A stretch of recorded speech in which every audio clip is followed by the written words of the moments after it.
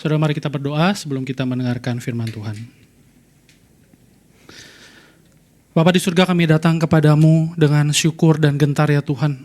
Tuhan, kami bersyukur untuk anugerah-Mu, untuk kemurahan hati-Mu, boleh mengundang kami untuk boleh beribadah lagi bersama-sama di rumah-Mu ya Tuhan.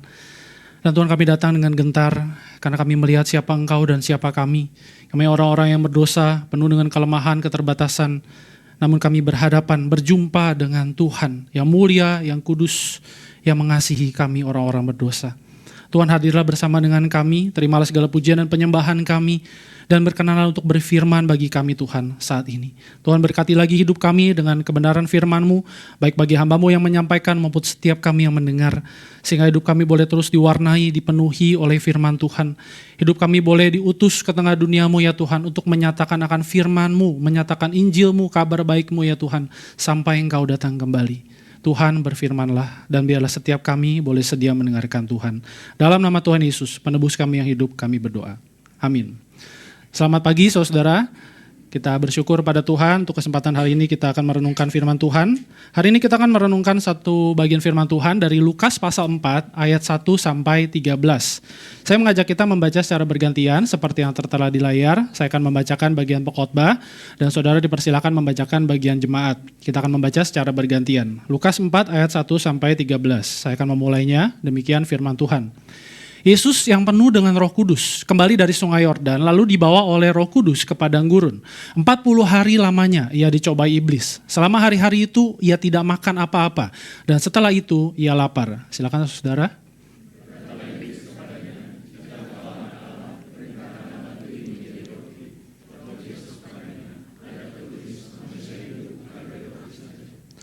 Kemudian ia membawa Yesus ke suatu tempat yang tinggi dan dalam sekejap mata ia memperlihatkan kepadanya semua kerajaan dunia. Kata iblis kepadanya, segala kuasa itu serta kemuliaannya akan kuberikan kepadamu. Sebab semuanya itu telah diserahkan kepadaku dan aku memberikannya kepada siapa saja yang kukehendaki. Karena itu jikalau engkau menyembah aku, seluruhnya akan menjadi milikmu. Jawab Yesus kepadanya, ada tertulis, engkau harus menyembah Tuhan Allahmu dan hanya kepada Dia sajalah engkau beribadah. Kemudian ia membawa Yesus.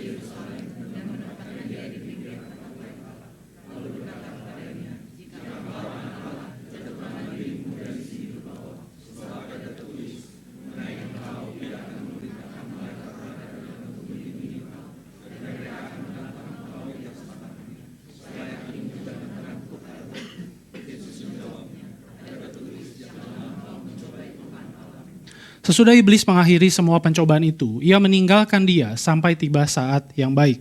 Satu bagian firman Tuhan lagi akan saya bacakan dari Mazmur 119 ayat 71, demikian firman Tuhan. Memang baik bagiku bahwa aku direndahkan atau mengalami pencobaan, penderitaan, penindasan, kesulitan hidup, supaya aku mempelajari ketetapan-ketetapanmu. Demikian bacaan firman Tuhan pada hari ini. Nah saudara, hari ini kita berhenti sebentar dari eksposisi Markus dan kita akan mendalami salah satu value dari Grace Life, yaitu Scripture. Ya. Saudara, ada yang hafal values dari Grace Life Community Church? Apa akronimnya? Wah, luar biasa, ini jemaat yang rutin beribadah ya, karena kadang-kadang saya sebutin gitu. Apa aja tuh Spark itu? S-P-A-R-K, S-nya apa saudara? Scripture, hari ini tadi akan kita bahas, saya tadi sudah sebut ya. P-nya apa? Prayer, oke. A-nya? Abundant in love. R? Reproduction. K? Kingdom minded. Mari kita berdoa, sudah selesai ya. Udah hafal semua. Nah saudara-saudara, kita hari ini akan mendalami satu value dari Spark ya, dari gereja kita, yaitu Scripture ya. Ini Spark juga adalah nama dari kelompok kecil di Gereja Salvasi Serpong. Bagi saudara yang mungkin sudah rutin beribadah, saudara ingin tertanam bersama dengan kelompok kecil, saudara bisa mengikuti Spark ya. Nah saudara, penjelasan dari value Scripture ini adalah sebagai berikut ya. Saudara bisa perhatikan, saya akan bacakan. Kami menekankan pengajaran firman Tuhan. Kami percaya akan kuasa firman Tuhan untuk mengubahkan manusia.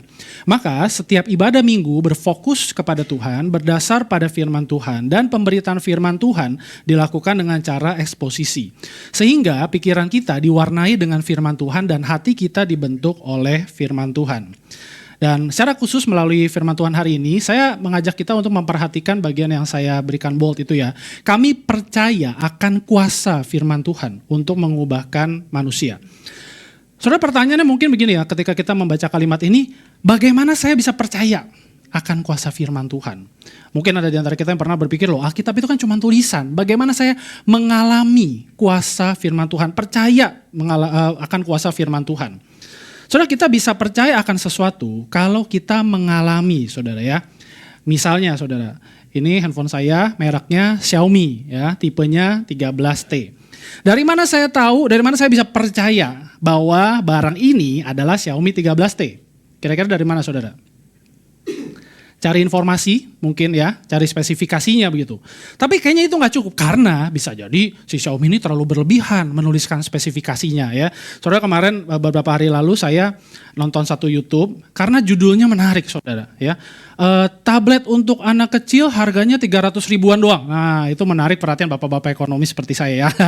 Lagi mikir nanti Jet naik kelas kasih hadiah apa gitu ya. Wah ini kok ada yang menarik ya. Tapi judulnya itu juga ada kelanjutannya, kayak ada subjudulnya gitu ya. Apakah worth it 300 ribu gitu. Terus saya nonton dong, penasaran kan. Ini 300 ribu beneran bagus atau enggak. Atau ya dia cipo-cipo dikit ya sudah deh, pokoknya yang penting bisa dipakai, bagus buat anak-anak gitu kali ya. Ternyata setelah dibongkar, direview, dicobain sama si reviewernya begitu ya. Loh, ternyata spek yang ditulis sama hasil reviewnya itu beda. Lebih rendah, mending kalau beda tinggi berarti kan wah cuan nih ya 300 ribu saudara ya. Tapi ini kalau lebih rendah, lebih jelek begitu. Nah saudara, dari mana orang ini bisa tahu akhirnya membuktikan percaya bahwa barang ini, si tab yang katanya cuma 300 ribuan ini buat anak-anak ternyata worth it, bagus. Dia tidak hanya membaca speknya, dia tidak membaca informasi, mencari informasi tentang barang itu, tapi dia juga experiencing barang itu. Dengan cara apa ya? Dia review, dia buka, dia coba-cobain begitu ya. Misalnya dia cobain tuh ya sensor sentuhannya katanya dari spesifikasinya 10 jari. Begitu baru dia masukin 5 jari, 1, 2, 3, 4, 5, jari ke-6, set, ya sensornya pindah. Berarti cuma 5 jari, salah ya. Bohong, cipo-cipoan nih 300 ribu ternyata harusnya jualnya 100 ribu aja kali gitu. Nah saudara, gimana kita bisa mempercayai sesuatu? Bahasa kerennya adalah experiencing saudara. Supaya kita menjadi orang yang tidak hanya tahu, tapi juga mengalami. Contoh lain misalnya saudara ya, siapa di sini yang senang minum kopi? Penggemar kopi, fanatik kopi, oh ternyata baik juga. Kita bisa bikin Grace Life Community Church Serpong Coffee Club mungkin ya. Saudara, kalau minum kopi itu kan tidak nikmat kalau kita tuh cuman dapat misalnya ini ya secangkir kopi terus minum glok 10 detik habis begitu. Padahal kopinya enak, beansnya import, dibuat dengan cara yang paling sophisticated begitu ya. Kalau saudara suka nonton Filosofi Kopi tuh, itu menarik sekali film itu gitu, menggambarkan gimana menghargai dan menikmati sebuah kopi. Nah bagaimana kita bisa tahu kopi ini enak banget loh, beansnya bagus banget, dibuat dengan cara yang paling rumit di seluruh dunia gitu. Kita harus mengalami. Makanya kalau di beberapa coffee shop ada slow bar atau experiencing bar saudara ya. Tujuannya apa? Bukan supaya duduk lama-lama, habis itu bisa ngobrol sama baristanya, beli kopi satu pakai wifi lama-lama 5 jam terus ngobrol, enggak. Tapi supaya si peminum kopi ini bisa mengalami experiencing, oh minum kopi yang enak tuh begini, sambil dijelasin, seruput pelan-pelan dan lain sebagainya. Sehingga kita menjadi orang yang tidak hanya tahu tentang kopi, tapi juga mengalami apa enaknya minum kopi. Nah saudara, saya kira demikian juga dengan firman Tuhan. Harusnya setiap kita merindukan, kita nggak cuma tahu tentang firman. Kita nggak cuma tahu tentang apa yang ditulis di Alkitab, tapi kita juga mengalami, kita rindu harusnya mengalami firman itu, mengalami kuasa firman. Namun saudara, kalau kita memperhatikan sadar tidak sadar, orang-orang Kristen di seluruh penjuru dunia itu punya kecenderungan untuk mengabaikan, mengalami firman Tuhan ini, menjadi sebuah pengalaman rohani bersama dengan Tuhan. Dan malah memperlakukan Alkitab di dalam 2 kutub saudara ya. Kutub yang pertama itu orang-orang yang mengakui, oh iya Alkitab berotoritas, diilhamkan oleh Allah, ada tuh ayatnya begitu ya. Tapi pada prakteknya, Alkitab tidak lebih dari sebuah buku informasi atau manual book atau textbook begitu ya, yang kalau perlu baru dilihat, kalau perlu baru di-refer, kalau perlu baru dibaca. Sisanya I don't care. Atau kutub yang lain saudara, orang-orang yang menjadi orang-orang Kristen yang menjadikan Alkitab hanya sebagai bahan, salah satu bahan di dalam kehidupan untuk dibedah. Sehingga otoritas ilahi misalnya ilham dari Allah itu hanya salah satu karakteristik yang ditemukan setelah Alkitab dibedah. Saudara, apa jadinya kalau kita menghidupi kehidupan seperti ini ketika berhadapan dengan firman Tuhan? Saudara, Mike Hosper di dalam bukunya menuliskan bahwa kehidupan seperti ini, memperlakukan firman Tuhan di dalam dua kutub ini, menjadikan teks firman Tuhan tidak memiliki hidup pada dirinya sendiri. Seperti ada sesuatu yang hilang ketika kita berhadapan dengan Alkitab. Dan saya kira yang hilang adalah experience itu, mengalami kuasa firman Tuhan. Nah, saudara, Martin Luther mengenai hal mengalami kuasa firman Tuhan ini, dia memberikan sebuah ritme rohani, kalau saya boleh katakan, di dalam tiga hal ini. Oratio, meditatio, tentatio. Oratio artinya apa? Secara sederhana kita berdoa, membuka hati kepada Tuhan untuk menerima firman Tuhan. Meditatio artinya apa? Merenungkan, merenungkan firman Tuhan berulang-ulang. Nggak cuma satu kali baca terus selesai begitu ya. Tapi berulang-ulang membaca dan merenungkan. Dan tentatio apa? Artinya setelah kita membaca dan merenungkan firman Tuhan berulang-ulang, kita mengalami firman Tuhan, tapi di tengah serangan rohani. Di tengah berbagai hal yang menggelisahkan kita, membuat kita merasa kok ada ketegangan di hidup ini antara saya jadi murid Tuhan sama saya jadi anak-anaknya dunia. Berhadapan dengan situasi-situasi hidup yang gak ideal atau mungkin buruk, kita menderita dan lain sebagainya. Tapi di momen-momen itu kita sedang mengalami kuasa firman Tuhan yang membentuk kita, mengevaluasi hati kita dan mengubahkan hati kita. Seperti yang tadi kita baca di Mazmur 119 tadi saudara, khususnya ayat 71. Ketika saya mengalami hal-hal yang buruk, saya direndahkan, saya menderita, saya justru belajar ketetapan-ketetapan Tuhan. Saya justru mengalami kuasa firman Tuhan. Saudara, Martin Luther waktu itu membandingkan orang-orang pada zamannya yang mempunyai ritme rohani yang sedikit lain. Dari oratio, meditatio, kemudian contemplatio. Saudara, bukan berarti saya kira Luther menganggap contemplatio ini salah gitu ya. Merenungkan firman Tuhan sampai di satu titik itu kita seperti terangkat kepada kehadiran Tuhan dan mengalami kuasa firman Tuhan di tempat yang maha tinggi, kira-kira begitu. Tapi saudara, Martin Luther mengkritik bahwa ini kurang mendarat di dalam kehidupan kita sebagai orang Kristen yang menghadapi pekerjaan, menghadapi keluarga, masalah, sakit penyakit, penderitaan, penganiayaan, dan lain sebagainya. Karena itu dia propose tentatio ini. Bagaimana mengalami kuasa firman Tuhan yang kita renungkan itu, bahkan di dalam serangan-serangan rohani yang kita alami.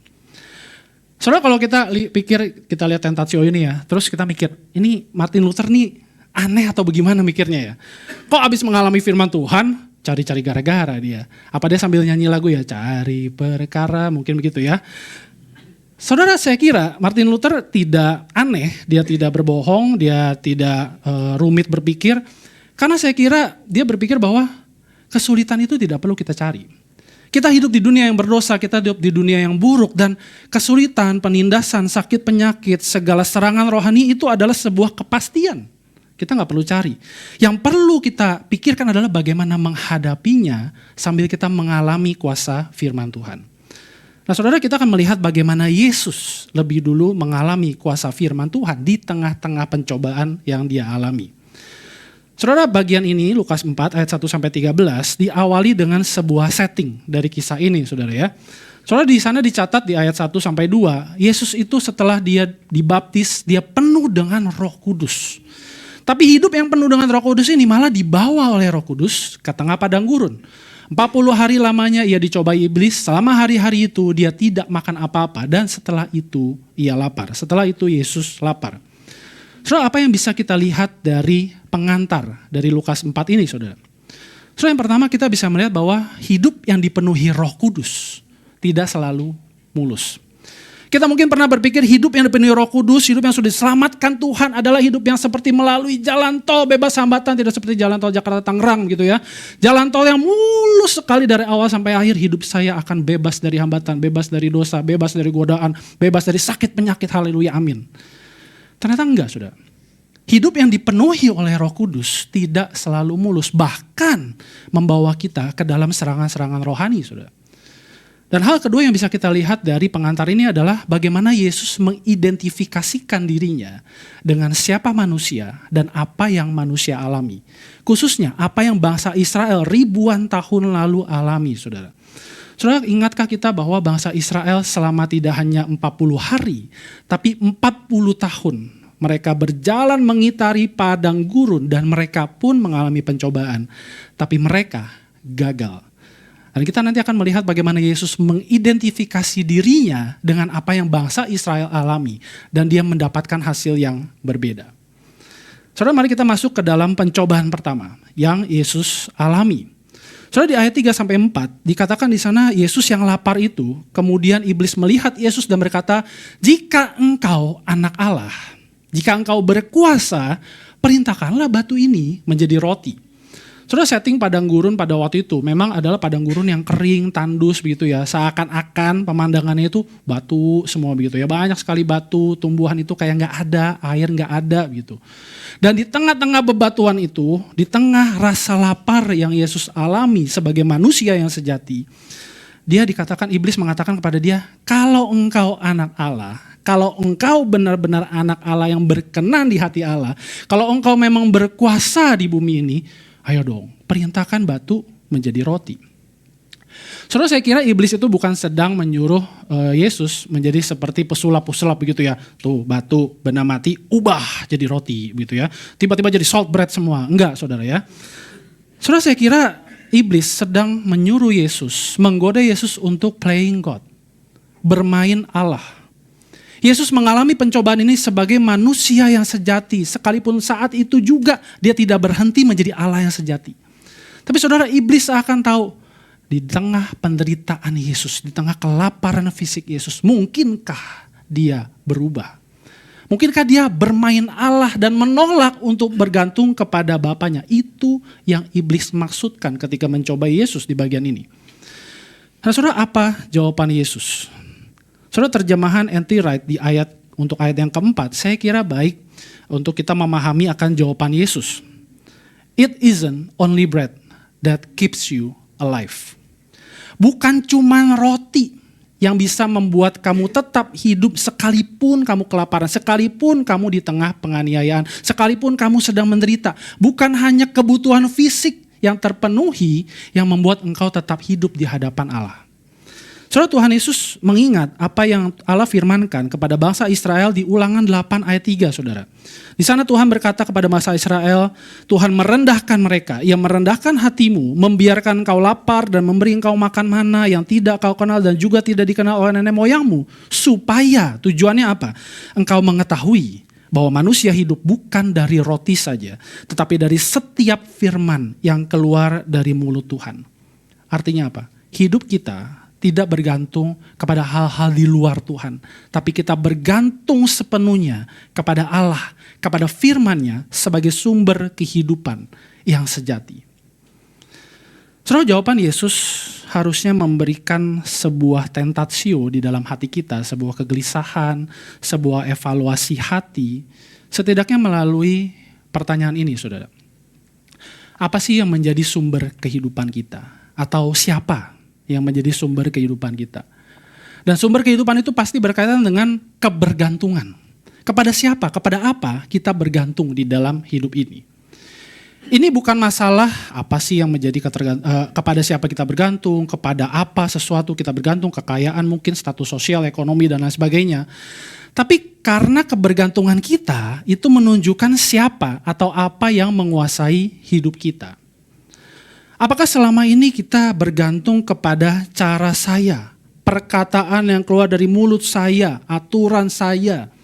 Apakah kita selama ini bergantung kepada perkataan orang lain? Bagaimana orang lain berkata-kata dan menghargai saya, memuji saya sehingga saya bergantung kepada semua itu. Saya menaruh semua hidup saya kepada semua itu. Kalau saya nggak punya semua itu, saya pasti mati, saya nggak punya hidup. Saudara, apakah kita pernah menjadi orang-orang yang bergantung kepada kehebatan saya, rencana saya, pemikiran saya, dan kita mengabaikan orang lain, bahkan kita mengabaikan kuasa Tuhan? Saudara, di dalam perjalanan pelayanan saya, ketika saya merenungkan bagian ini, saya teringat bagaimana dulu saya pernah menjadi seorang hamba Tuhan yang bergantung pada kemampuan saya. Kemampuan musik saya, pengetahuan saya tentang teologi, khususnya teologi ibadah, dan bagaimana saya bisa meramu semua itu menjadi dalam tanda kutip begitu ya, perkataan yang keluar dari mulut saya, dan saya ajarkan, saya berikan kepada orang-orang yang saya layani. Tapi saudara, ketika saya terus-menerus melayani dengan bergantung pada skill saya, pada pengetahuan saya, pada teologi saya, Di satu titik Tuhan mengingatkan saya bahwa gereja yang kamu layani, orang-orang yang kamu layani, bidang pelayanan kamu, itu tidak pernah bergantung sama kamu. Gereja ini bergantung pada kuasaku, kepadaku, kata Tuhan. Kepada siapa saudara saat ini kita bergantung? Saudara, kita masuk ke dalam pencobaan yang kedua. Di ayat 5-8, di mana iblis membawa Yesus melihat seluruh kegemerlapan dunia dengan sekejap mata. Dan iblis bilang, semua ini, semua yang mulia, semua yang indah ini, bahkan segala kuasanya aku kasih sama kamu. Aku yang memilikinya. Tapi ada syaratnya. Syaratnya apa? Kamu harus menyembahku. Saudara, iblis sedang mencoba untuk menggoda Yesus untuk berhasil dalam hidup, untuk sukses dalam hidup, untuk menjadi Mesias bahkan dengan jalan pintas, saudara. Saudara, seorang penafsir berkata bahwa iblis sedang mencoba menggoda Yesus untuk memenangkan dunia, memenangkan peperangan atas dosa, atas maut tanpa penderitaan. He could win the world without pain kalau Yesus menyembah iblis. Namun saudara, inilah bentuk pemberhalaan di dalam bagian ini. Menang, berhasil, sukses, kaya, punya hidup yang baik dan lain sebagainya dengan jalan pintas. Atau kalau saya boleh bahasakan dengan kata-kata lain, kita menjadi Kristen sih, tapi rasanya ada yang perlu ditambahkan di dalam kekristenan kita. Saya mau jadi Kristen misalnya seperti ini ya, tapi saya juga mau hidup nyaman, selalu nyaman. Gak perlu jalan tol, gak apa-apa deh Tuhan, tapi ada sedikit flyover, pokoknya jalan saya lancar begitu ya.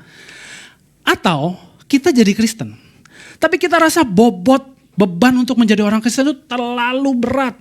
Harus menyangkal diri, pikul salib, ikut Yesus, memberitakan Injil, berdoa untuk orang-orang yang masih terhilang. Aduh Tuhan, boleh gak yang itu dikurangin? Ya.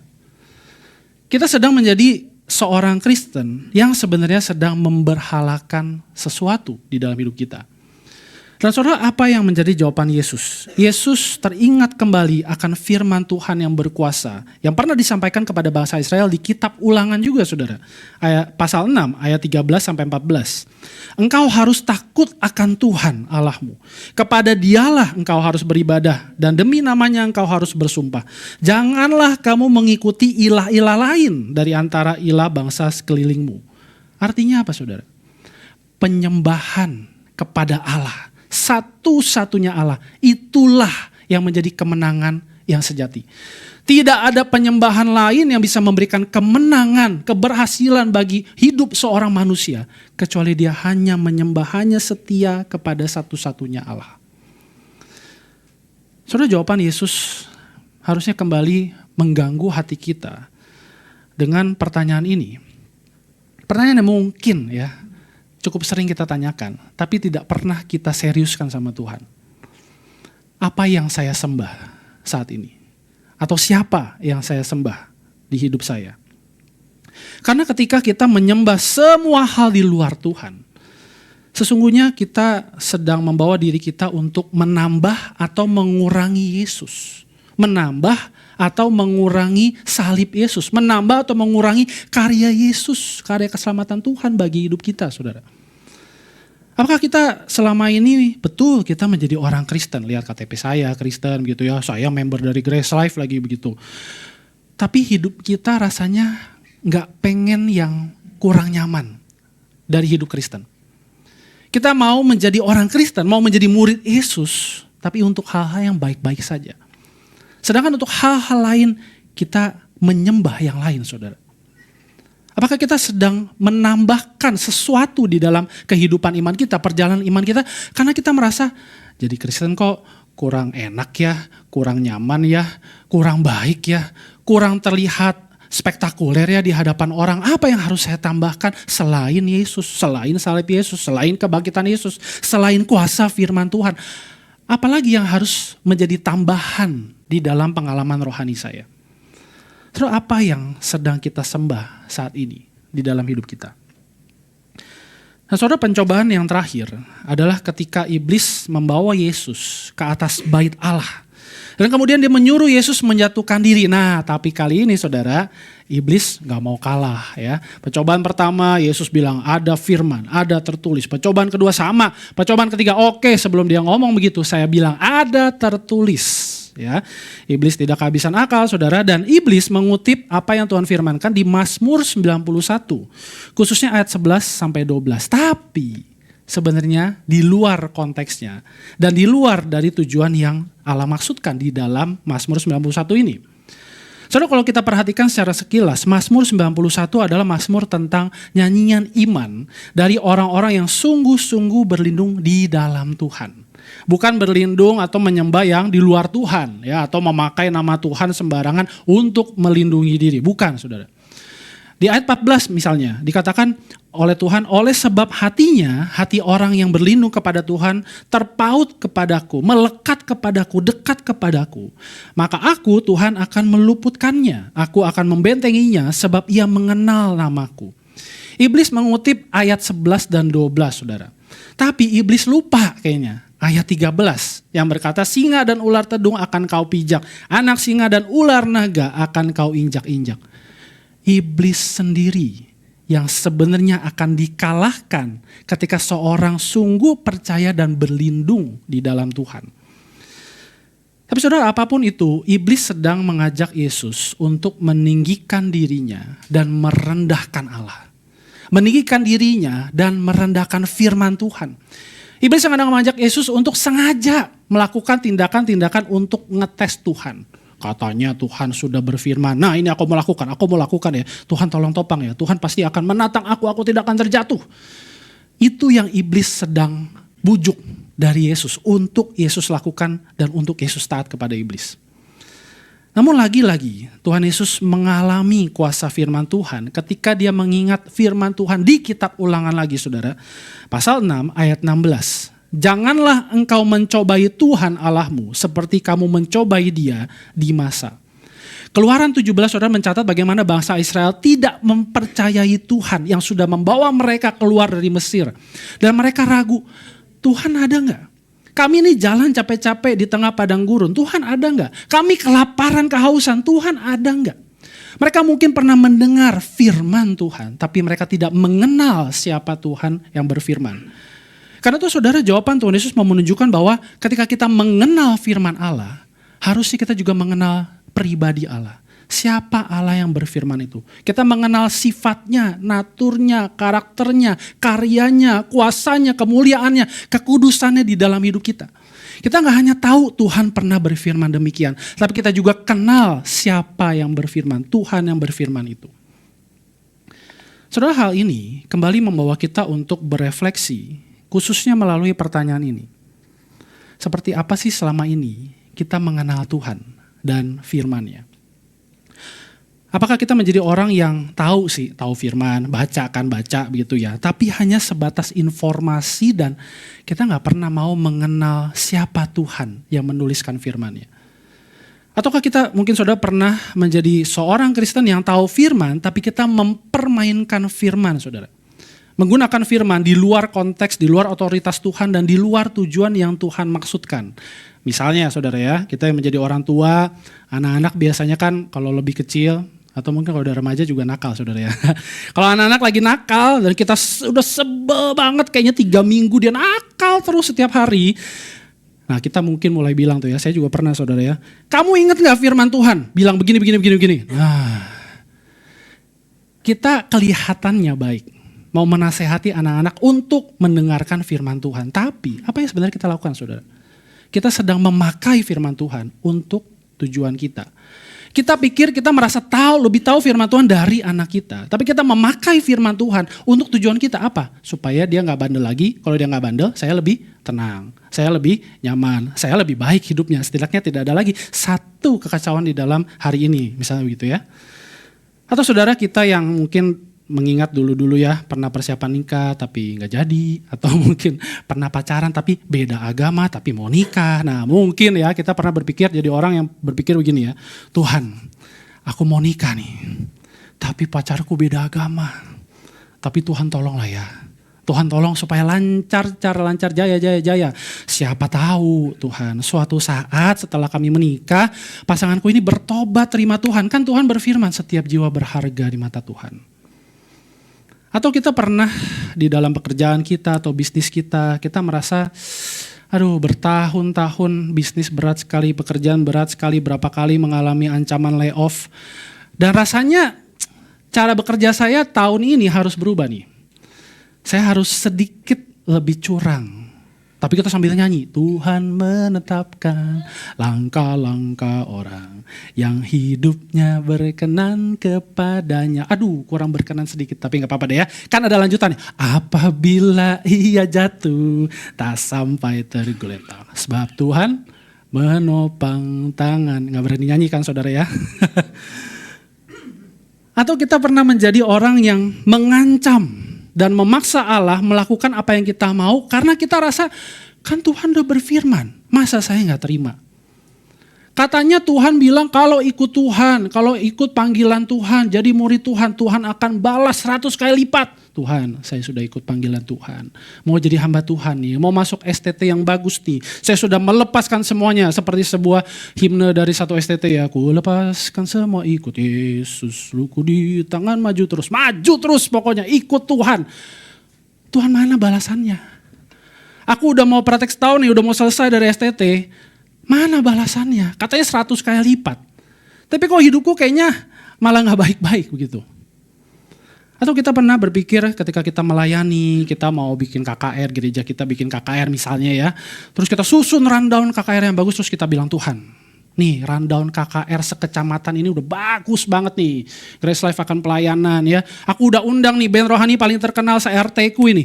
Ini pasti memuliakan Tuhan. Tuhan, tolong berkati. Kan Tuhan sudah berfirman, siapa saja yang menyembahku dalam roh dan kebenaran, aku akan hadir di sana. Amin. Tapi sebenarnya kita sedang memaksa Tuhan dengan menggunakan firman Tuhan untuk mendapatkan apa yang kita mau. Untuk kesenangan kita, untuk tujuan kita dan tidak pernah untuk mengalami kuasa firman Tuhan. Apakah kita sedang ada di dalam situasi seperti ini saudara? Dan saudara, kisah ini ditutup di ayat 13 ketika iblis sudah menyelesaikan semua pencobaannya. Dia meninggalkan Yesus sampai tiba saat yang baik. Saudara, saya kira saat yang baik ini bukan hanya satu titik di kehidupan Yesus, tapi kalau kita melihat kehidupan Yesus, perjalanan pelayanannya, bagaimana dia berinteraksi dengan banyak orang, Yesus terus-menerus dicobai oleh iblis. Yesus terus-menerus mengalami pencobaan, serangan rohani, penghinaan di sepanjang hidupnya. Tapi di saat-saat itu pun Yesus menunjukkan kebergantungannya pada kuasa firman Allah. Ya, di padang gurun Yesus sudah menang. Menjadi Israel yang sejati. Bukan Israel yang kalah di dalam pencobaan. Tapi Israel anak Allah yang menang atas pencobaan. Karena dia bergantung penuh pada kuasa firman Tuhan. Tapi saudara, bukankah tidak berhenti di sana? Di dalam serangan rohani yang paling mengerikan di atas salib. Bahkan di atas salib, di saat, di waktu, di tempat, di kejadian yang dikira baik oleh iblis, Yesus justru tetap taat, setia, bergantung pada firman Tuhan. Dan mengalami kuasa firman Tuhan. Yang membawa Yesus menggenapi keselamatan yang sempurna. Dia menang atas dosa dan maut. Saudara, ingatkah kita akan nyanyian-nyanyian Yesus dari atas salib. Mengekspresikan bagaimana dia mengalami kuasa firman. Ketika dia mengingat sebuah Mazmur 22. Allahku, Allahku, mengapa engkau meninggalkan aku? Sebuah nyanyian yang miris menggambarkan keterpisahan Yesus dengan Bapaknya, tapi justru keterpisahan Yesus memberikan kita penghiburan bahwa kita pasti tidak ditinggalkan Bapa. Ketika Bapa mungkin memalingkan wajahnya dari Yesus, Bapa melihat kita, orang-orang yang sudah mengenakan kebenaran Yesus, keselamatan dari Yesus, dan kita pasti tidak akan ditinggalkan Bapa, bahkan di tengah serangan rohani seberat apapun. Ketika Yesus berkata, aku haus, menggambarkan seruan pemazmur di Mazmur 69. Kerongkongannya kering, lesu, minumannya racun dan anggur asam. Tapi kehausan Yesus justru memberikan kelegaan buat kita. Bahwa sekalipun berbagai pencobaan, penderitaan, kesulitan hidup menguras diri kita, kasih Allah tidak akan terkuras di dalam hidup kita. Memberikan kelegaan, kekuatan buat kita untuk menghadapi berbagai pencobaan.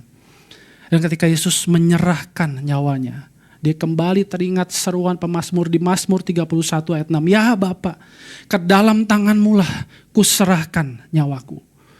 Sebuah penyerahan dari Sang Juru Selamat yang memberikan kita nyawa yang baru, hidup yang baru.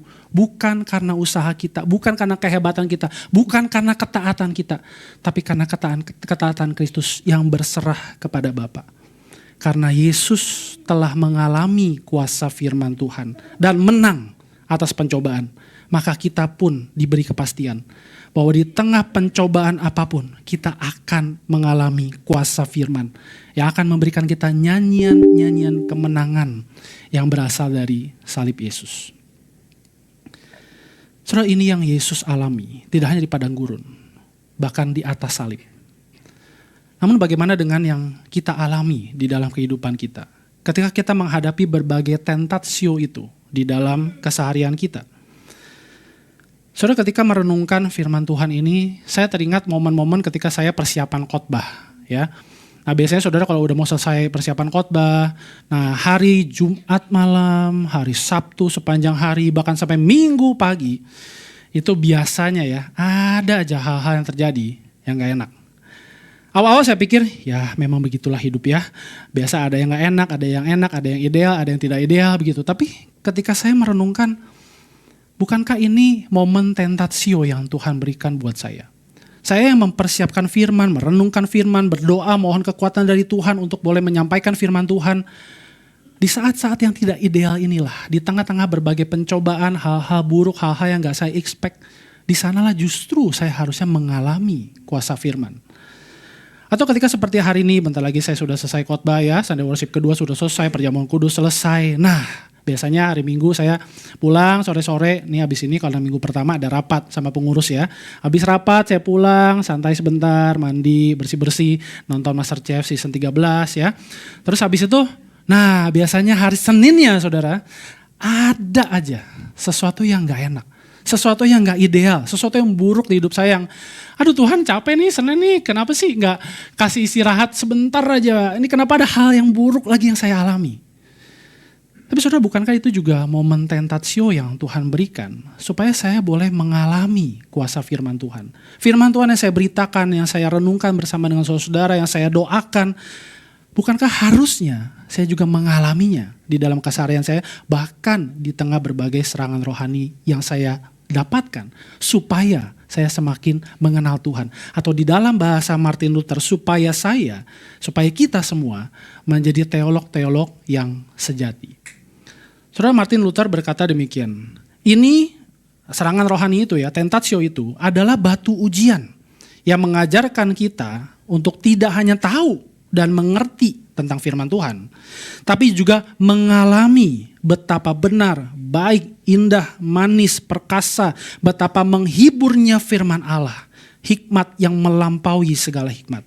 Tapi Luther gak berhenti di sana, dia bilang segera saat firman Allah dinyatakan atau dikenalkan di dalam dirimu, iblis akan menyerangmu dan membuatmu menjadi seorang teolog yang sejati. Bahkan di tengah hal-hal buruk yang kita alami, di tengah berbagai pencobaan, itu tidak pernah membatasi kuasa firman Tuhan untuk membentuk kita menjadi teolog-teolog yang sejati. Sehingga saudara, saya kira ritme rohani dari Luther ini kiranya boleh menjadi ritme rohani juga buat setiap kita. Sebuah ritme rohani yang mengundang kita untuk mengalami, tidak hanya tahu, tidak hanya mengerti, tidak hanya membedah firman, tapi mengalami kuasa firman Allah, baik di dalam keseharian kita, maupun di dalam ibadah minggu saudara, seperti hari ini. Di dalam ibadah minggu kita berdoa saudara, kita merenungkan firman, kita menyanyikan pujian yang berdasarkan perenungan firman. Tapi saudara, hati-hati, banyak sekali serangan rohani bukan? Setiap menit, setiap waktu kita beribadah. Ada saja hal-hal yang membuat kita sulit sekali untuk memfokuskan diri kita kepada kehadiran Tuhan, kepada kuasa firman Tuhan. Di dalam setiap ibadah minggu, kita sedang mengalami peperangan rohani, serangan-serangan rohani dari si jahat. Dan bukankah itu juga saat yang baik dari Tuhan untuk kita boleh mengalami kuasa firman Tuhan. Sebuah ritme rohani saudara, yang mengajak kita untuk mengerti bahwa mengalami kuasa firman di dalam keseharian kita. Bukan tentang hal-hal yang fenomenal atau spektakuler. Tapi mengalami kuasa firman Allah adalah ketika kita dimampukan untuk boleh taat, setia, bergantung kepada Allah. Sekalipun di tengah berbagai hal buruk, pencobaan, penderitaan, sakit, penyakit yang kita alami. Bukan karena kehebatan kita untuk taat, tapi karena Kristus sudah lebih dulu taat dan juga memberikan ketaatannya buat kita, saudara. Saudara, ritme rohani ini juga mengajak kita untuk melihat bahwa setiap hal buruk yang kita bisa alami, segala penderitaan, penindasan, penganiayaan, pencobaan, keretakan rumah tangga, kesakitan mental, trauma di dalam hati, penindasan, kebobrokan pemerintah, semua itu dapat dipakai Tuhan sebagai ladang yang subur bagi kita. Supaya kita boleh mengalami kuasa firman Tuhan yang akan terus mewarnai hidup kita dan membentuk hati kita. Saya akan menutup khotbah hari ini dengan sebuah kisah dari Martin Luther, saudara. Saudara, ketika Martin Luther ditanya bagaimana dia menghadapi dan menang atas cobaan dari iblis. Kemudian dia menjawab demikian. Ketika iblis mengetuk pintu hati saya dan bertanya, siapa yang ada di dalam sana? Dan kemudian Tuhan Yesus menuju ke pintu hati saya dan berkata, Martin Luther pernah ada di sini, tapi dia udah gak ada. Sekarang saya yang ada di sini. When Christ fills our lives, Satan has no entrance. Atau kalau saya boleh modifikasi, saudara, when the word of God fills our lives, Satan has no entrance. Ketika firman Allah memenuhi hidup kita, setan tidak akan bisa masuk ke dalam hati kita. Dia bisa terus menggoda kita, dia bisa terus menghantam kita dengan berbagai pencobaan, dosa, kelemahan, tapi dia tidak akan bisa masuk ke dalam hati kita. Karena firman Allah terus membentuk, memenuhi, mewarnai hidup kita. Asalkan kita mau mengalaminya di dalam keseharian kita. Mari kita berdoa.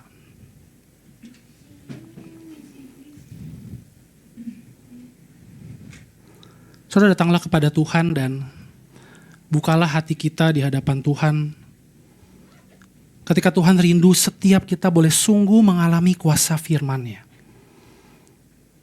Mari kita bertanya di dalam hati kita, dalam hal apa kita rindu mengalami kuasa firman Allah yang mengubahkan kita, membentuk hidup kita, dan mewarnai hidup kita. Atau sebaliknya kita bisa bertanya, saudara, adakah hal-hal dalam hidup kita di mana selama ini kita hidup, kita gak mau mengalami kuasa firman Tuhan di dalam hal-hal itu. Kita gak mau bergantung kepada Allah di dalam hal-hal itu. Kita gak mau diganggu oleh Tuhan di dalam hal-hal itu, dan kita mau bereskan sesuai kemauan saya, sesuai perkataan saya, sesuai kenyamanan saya. Dan kita terus-menerus mengabaikan kuasa firman Tuhan di dalam hal-hal itu. Mungkin itu adalah kestabilan finansial dalam keluarga kita. Kita terus berusaha menjaga dengan segala hal yang bisa kita usahakan di pekerjaan kita. Tapi kita lupa bahwa kita harus bergantung kepada Tuhan, Sang Pemberi berkat itu. Mungkin itu, saudara, di dalam studi kita atau di dalam pekerjaan kita, di mana kita rasa saya bisa kok belajar dengan cara saya. Tuhan sudah memberikan otak yang pintar, cerdas. Tapi di saat yang sama kita lupa siapa yang memberikan dan kepada siapa kita harus bergantung. Kepada siapa kita harus menunjukkan segala prestasi akademik kita. Dan kita lupa kita harusnya memuliakan Tuhan, dan kita lebih memilih memuliakan diri kita sendiri. Meninggikan diri kita dan kemudian kita merendahkan Tuhan. Saudara, datanglah kepada Tuhan dengan apapun kondisi hidup, situasi hidup yang tidak ideal, pergulatan hidup yang kita alami, yang saudara alami. Dan katakan kepada Tuhan, Tuhan, aku rindu mengalami kuasa firman-Mu di dalam setiap hal itu. Tuhan, mungkin hal-hal ini gak enak sekali. Mungkin ketika kuasa firman Tuhan bekerja di dalam semua hal itu, aku akan mengalami ketidaknyamanan. Segala hal dalam hidupku akan diganggu, rencana-rencanaku akan diobrak-abrik. Tapi bukankah mengalami kuasa firman Tuhan jauh lebih bernilai, jauh lebih indah dibandingkan kita menikmati segala kegemerlapan dunia yang bisa dunia ini berikan. Datanglah kepada Tuhan bahwa seluruh hidup kita Dan biarlah kuasa firman Tuhan boleh kita alami di seluruh aspek hidup kita. Sehingga tidak ada satu jengkal pun dari hidup kita yang tidak mengalami kuasa firman Tuhan.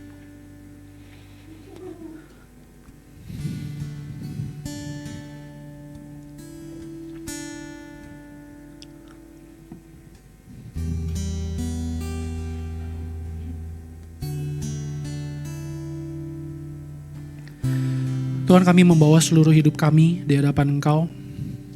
Tariklah hati kami ya Tuhan untuk menyerahkan seluruh hidup kami. Tidak ada yang kami sisakan di hadapan Tuhan. Dan Tuhan ampuni kami ketika ada waktu-waktu di mana kami menyisahkan hal-hal tertentu di hidup kami untuk tidak Tuhan kuasai, tidak Tuhan kontrol. Ampuni kami ketika ada banyak hal dalam hidup kami di mana kami gak mau. Kami menolak untuk bergantung pada Tuhan. Kami gak mau mengalami kuasa firman Tuhan. Kami menolak untuk dibentuk oleh Tuhan. Tuhan, berbelas kasihanlah atas kami. Ampuni kami Tuhan. Dan ketika firman-Mu, kebenaran-Mu dinyatakan buat kami hari ini, Tuhan, ubahlah hati kami, bentuk hati kami lagi ya Tuhan. Untuk kami boleh sungguh mengalami kuasa firman Tuhan di semua hal di dalam hidup kami. Tuhan, kami gak tahu setelah ini kami akan berhadapan dengan apa. Setelah ibadah ini selesai, setelah hari Minggu selesai, setelah minggu depan selesai, setelah tahun ini selesai. Kami gak tahu akan berhadapan dengan apa. Tapi satu yang kami rindukan Tuhan, kami boleh mengalami kuasa firman Tuhan yang menuntun kami, menopang kami, menguatkan kami, membentuk kami, mengevaluasi kami. Untuk kami boleh semakin serupa dengan Engkau. Tolong kami Tuhan, dalam hal apapun yang sedang kami gumulkan, supaya kami boleh sungguh mengalami kuasa firman Tuhan di dalam hidup kami. Dengarlah doa kami ya Tuhan. Dalam nama Tuhan Yesus kami berdoa. Amin.